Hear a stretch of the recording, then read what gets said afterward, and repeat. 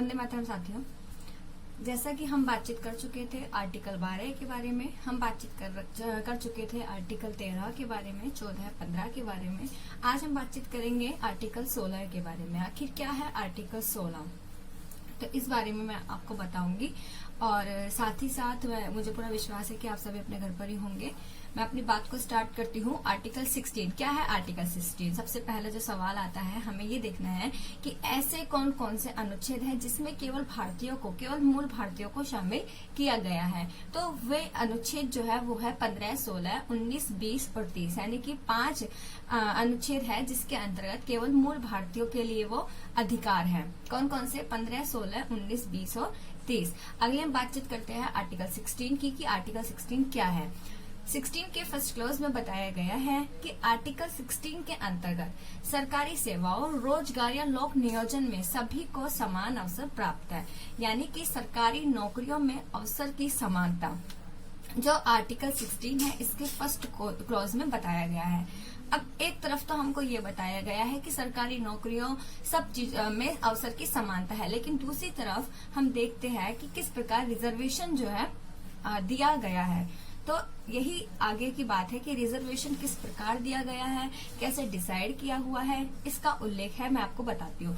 16(2) के अंतर्गत कहते हैं कि जाति, धर्म, लिंग, वंश, जन्म स्थान, निवास और उद्भव के आधार पर आप किसी से भी भेदभाव नहीं कर सकते, यानी कि धर्म, जाति, लिंग, वंश, जन्म स्थान, निवास, उद्भव के आधार पर समानता। हमने आर्टिकल 15 में भी देखा था कि किस प्रकार जो है धर्म, जाति, लिंग, वंश, जन्म स्थान के आधार पर समान। हमने आर्टिकल 15 में देखा था कि वहाँ पर धर्म, जाति, लिंग, वंश, जन्म स्थान के आधार पर समानता थी। हमने यहाँ देखा 2 सब पॉइंट जुड़ गए, हम लोगों के 2 जो है वो जुड़ गया है, यानी कि यहाँ पर आर्टिकल 16 में आप 7 आधार पर कौन कौन से धर्म, जाति, लिंग, वंश, जन्म स्थान, निवास और उद्भव कौन कौन से ऐड हुए हैं। कई बार ये सवाल आता है कि कौन कौन से ऐड हुए हैं, तो हमें ध्यान रखना है निवास और उद्भव के आधार पर भी आप भेदभाव नहीं कर सकते, यानी कि आपको इन 7 आधार पर जो है सिमिलरिटी रखनी होगी। इसको आप कैसे याद कर सकते हो कि किसके अंतर्गत कौन सा आधार है। तो ये कौन सा आर्टिकल है? आर्टिकल 16 है। आर्टिकल 16 1 + 6 = 7। तो इसके अंतर्गत 7 आधार बताए गए हैं। ये सिर्फ बताने की दृष्टि से था, बाकी आप भी अपनी ट्रिक बना सकते हैं। इसके बाद एक तरफ तो हम बात करते हैं कि इन आधारों पर हम किसी से भी भेदभाव नहीं करेंगे, इन आधार पर सभी को समानता है। वहीं जो 16 का थर्ड सब पॉइंट है, वो कहता है कि जो राज्य है या केंद्र शासित प्रदेश है वो निवास के आधार पर भेदभाव कर सकता है। क्या कहता है कि जो केंद्र शासित प्रदेश है या राज्य है वो निवास के आधार पर भेदभाव कर सकता है, और ये कानून बनाने का अधिकार कि कौन सा राज्य कर सकता है, कौन सा नहीं कर सकता, परिस्थितियों को देखते हुए ये कानून बनाने का अधिकार सिर्फ संसद को है। तो 16(3) क्लॉज में ये बताया गया है।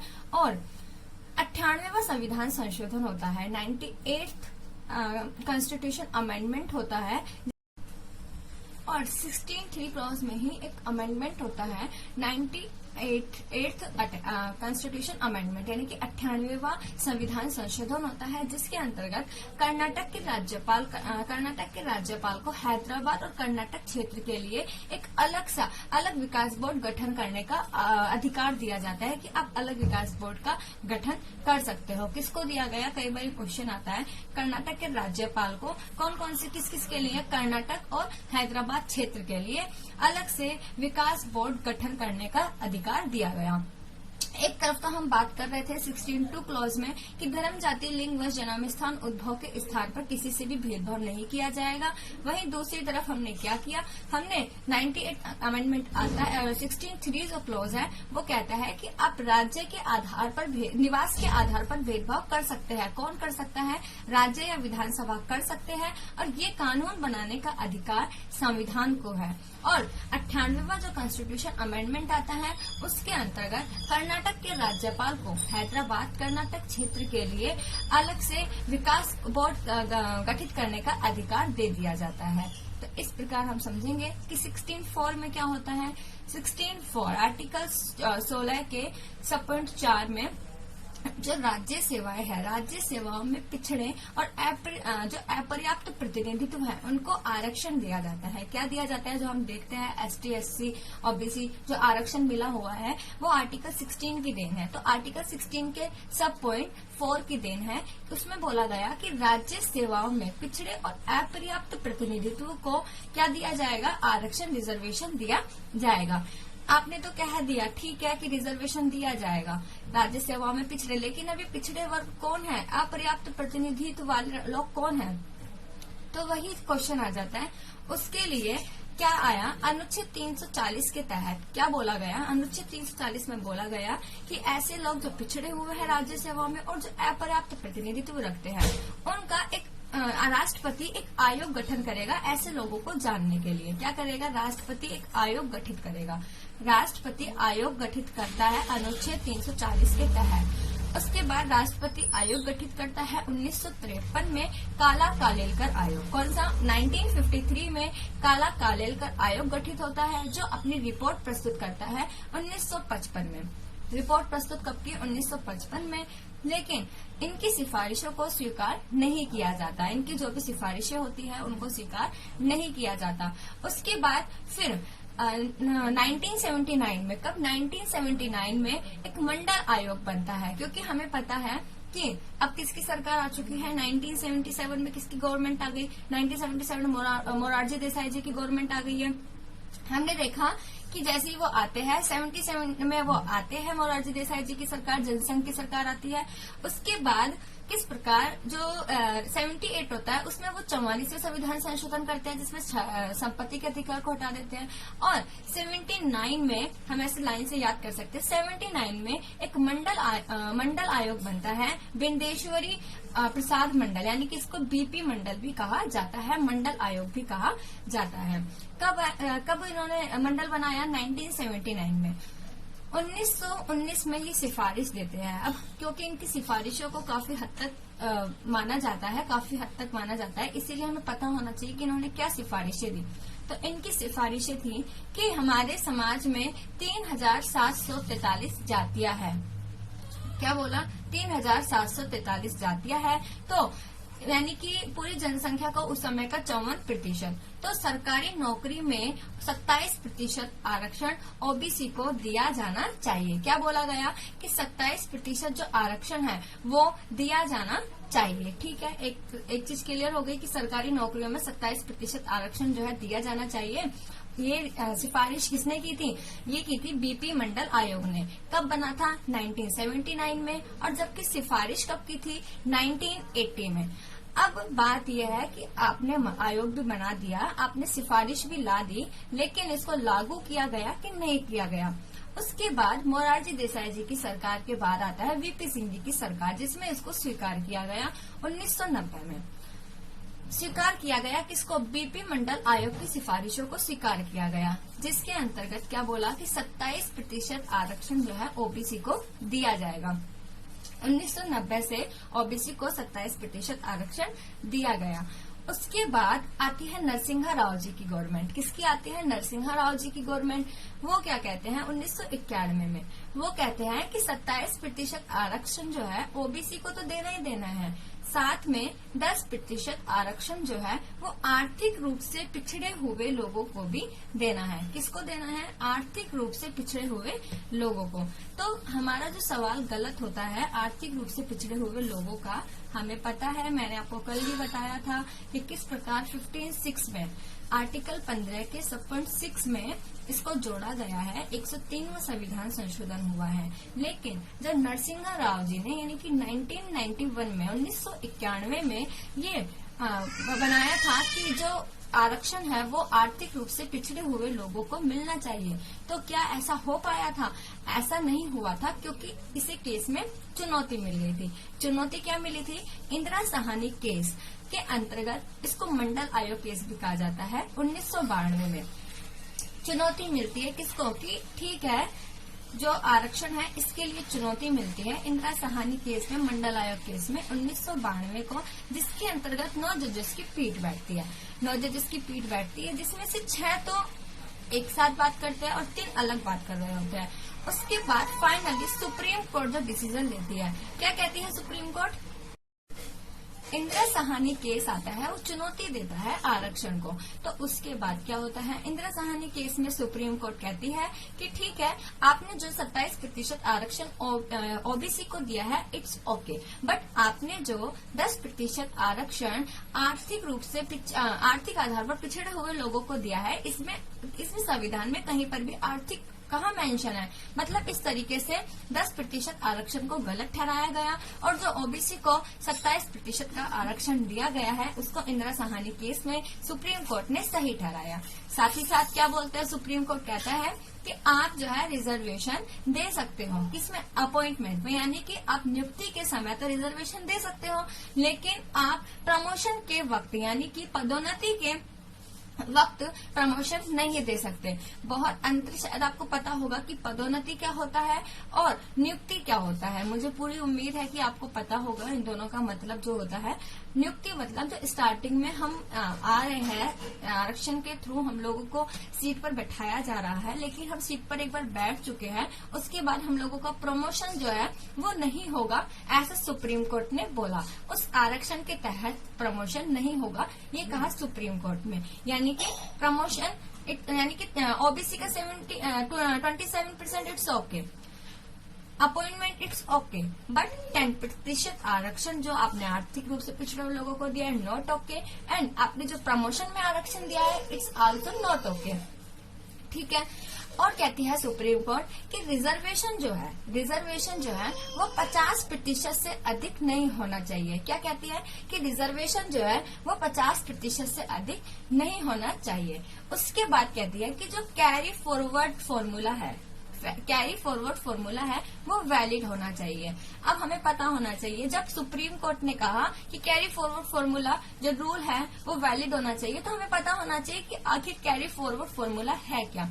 कैरी फॉरवर्ड फॉर्मूला हम ऐसे समझ सकते हैं, जैसे मान लो आज जो हम लोगों के पास 100 सीट है, 100 सीट में से 25 सीट जो है वो है एससी की सीट है 25।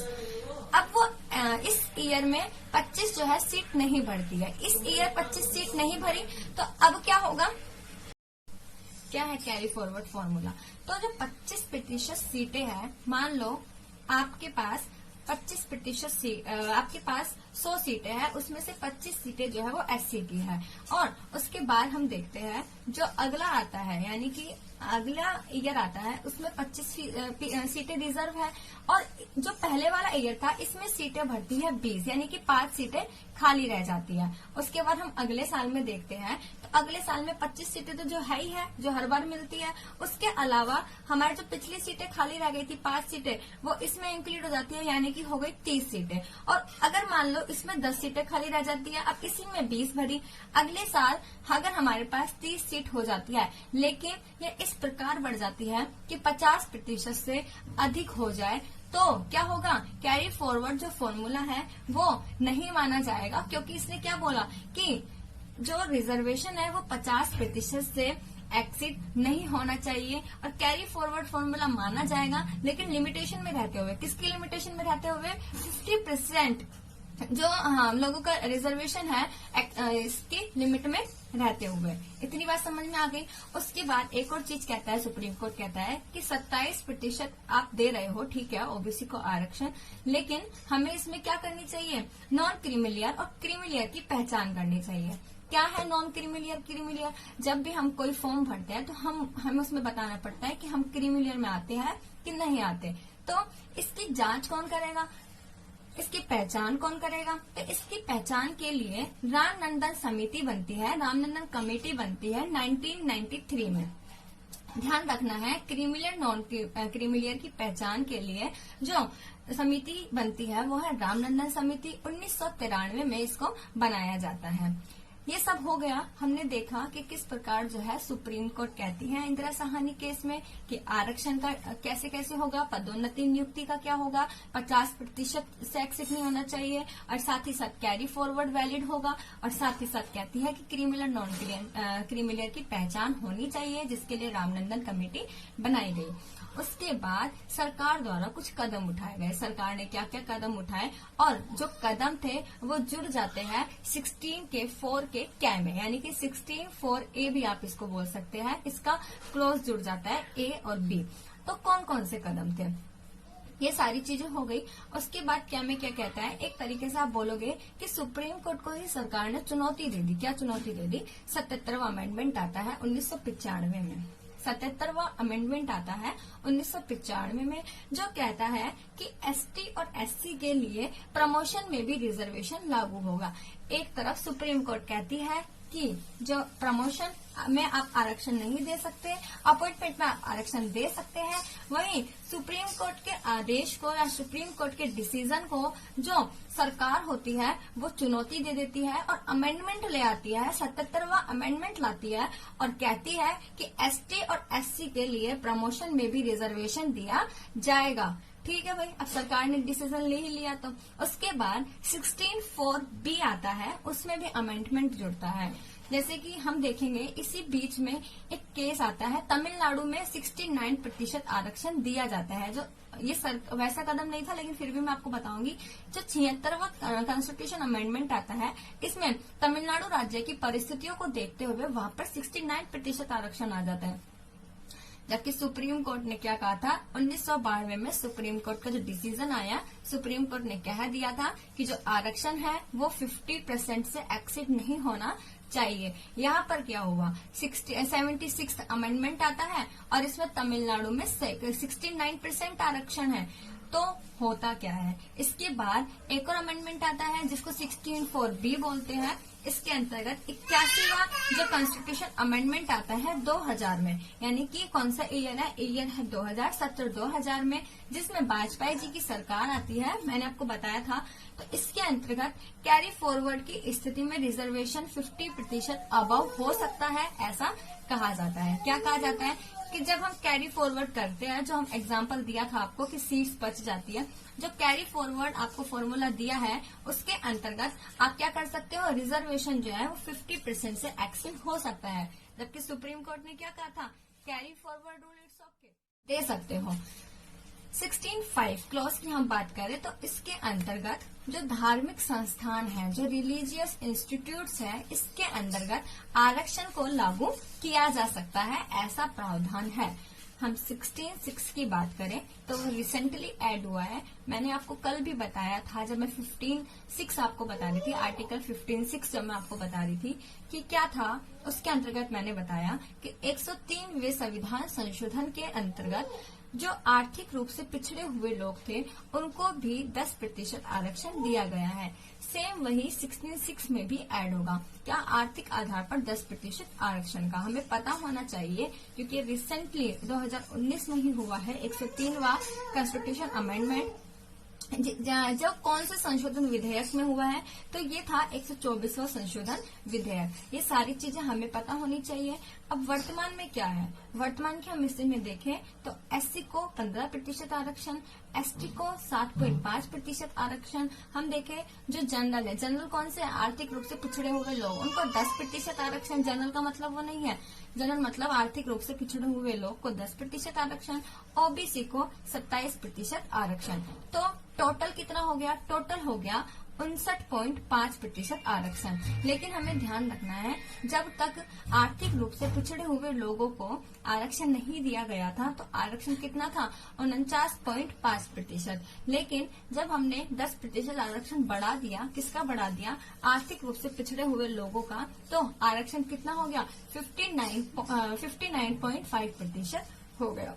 तो हमें सारी चीजें याद रखनी है कि किस प्रकार जो है ये बढ़ता चला जाता है। साथ ही साथ हम देखेंगे सुप्रीम कोर्ट में केस चल रहा है कि पदोन्नति में आरक्षण दिया जाना चाहिए कि नहीं दिया जाना चाहिए, क्योंकि जहां तक सुप्रीम कोर्ट का सवाल है तो वो कह रही है कि पदोन्नति में आरक्षण नागरिकों का मूल अधिकार नहीं है। लेकिन अभी देखते हैं डिसीजन क्या आता है, और जैसे ही डिसीजन आएगा तो आपको अपडेट कर दिया जाएगा। तो सारी चीज बता चुके हैं किसके बारे में, आर्टिकल 16 के बारे में, कि किस प्रकार इसके अंतर्गत सबसे पहला जो पॉइंट आता है, कहते हैं कि आरक्षण की सभी के लिए अवसर की समानता है। 2 में कहते हैं कि 7 आधारों पर आप समानता रखेंगे, धर्म, जाति, लिंग, वंश, जन्म स्थान, उद्भव और निवास के आधार पर। 3 में कहते हैं कि राज्य के अनुशासित प्रदेश निवास के आधार पर भेदभाव कर सकता है। उसके बाद जो 16(4) क्लोज आता है, इसके अंतर्गत काफी निर्णय लिए जाते हैं। ओबीसी को 27% आरक्षण मिल जाता है, और जब नरसिंह राव की सरकार आती है तो वो ओबीसी के 27% आरक्षण के साथ में जो आर्थिक रूप से पिछड़े हुए लोग हैं उनको भी 10% आरक्षण देते हैं। लेकिन इंदिरा साहनी केस में उस डिसीजन को चुनौती मिल जाती है और सुप्रीम कोर्ट कहती है 27% आरक्षण इट्स ओके, 10% आरक्षण not okay, appointment it's okay but promotion में आरक्षण नॉट ओके। इसी प्रकार कहती है reservation 50% exit not okay, and कहती है carry forward formula is valid, और कहती है कि मतलब हम लोगों को पहचान करनी होगी क्रीमिलियर और नॉन क्रीमिलियर में। उसके बाद क्या होता है, अमेंडमेंट आते हैं जिसको 16(4) में जोड़ दिया जाता है कै ए बी से। अमेंडमेंट आता है 77वां 95 में, जिसके अंतर्गत SC एवं ST को प्रमोशन में भी रिजर्वेशन दिया जाता है। और दूसरा आता है 81वां 2000 में, सत्र 2000 में। इसके अंतर्गत क्या कहते हैं कि रिजर्वेशन कैरी फॉरवर्ड जब रूल है तो इसमें जो रिजर्वेशन है वो 50% अबव हो सकता है। 16(5) में पढ़ा धार्मिक संस्थाओं में आरक्षण लागू किया जा सकता है। हमने 16(6) में पढ़ा कि किस प्रकार 103वां संविधान संशोधन आता है और 10% आरक्षण आर्थिक रूप से पिछड़े हुए लोगों को मिल जाता है, और 124वां संविधान संशोधन विधेयक जो था वो पास हो जाता है। हमने देखा कि अब वर्तमान में क्या क्या स्थिति है और सुप्रीम कोर्ट में क्या चल रहा है, सुप्रीम कोर्ट क्या कहना चाह रहा है, ये सारी चीजें आपको बता दी है। फिर भी यदि आपको भी कुछ पता हो आर्टिकल 16 के बारे में तो प्लीज आप कमेंट कर सकते हैं। और साथ ही साथ आप लोगों से हम्बल रिक्वेस्ट है कि लता भोजवानी के नाम से जो यूट्यूब पर चैनल है आप उसे लाइक करें, सब्सक्राइब करें, शेयर करें, ताकि मुझे इसी प्रकार आप सभी से हौसला मिलता रहे। जय हिंद, जय भारत।